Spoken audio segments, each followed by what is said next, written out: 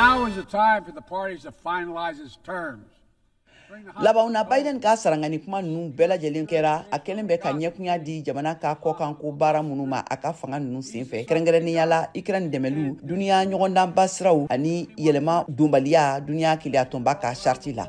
The good news is Putin's war has failed and at his core aim.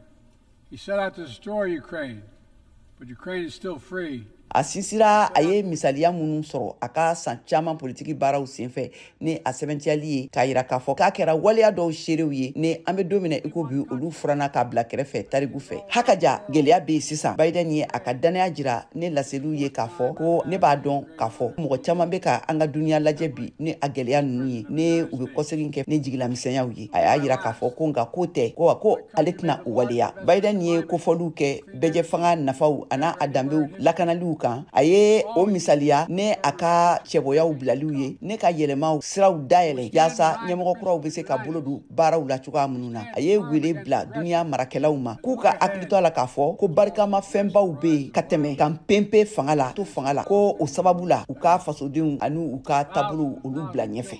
Ka fara nin kan Biden da sera Bani Sarala fitinɛ ma min bɛ senna nin waati ninnu na kɛrɛnkɛrɛnnenya la Bani Sarala ani Hamas cɛla kɛlɛ. A ye wele bila maramafɛnw sɛmɛli bɛnkan telimanw sɔrɔliw kan ani u ka mɔgɔ wolokilenw labilaliw. Ne a lakodɔnnu ye k'a fɔ ko bɛnkan sɔrɔli gɛlɛyara kosɛbɛ san kelen Hamas ka binkaniw Bani Sarala kan min latigɛra Octobre kalo tile 7 la san 2023 waati la. Biden ye laɲiniw kɛ u ka jamanadenw fɛ ayiwa k'u bɛɛ ka i jɔyɔrɔ fa yaasa kisi bɛ se ka kɛ nin taabolo faso ninnu ma tagali ɲɛfɛ.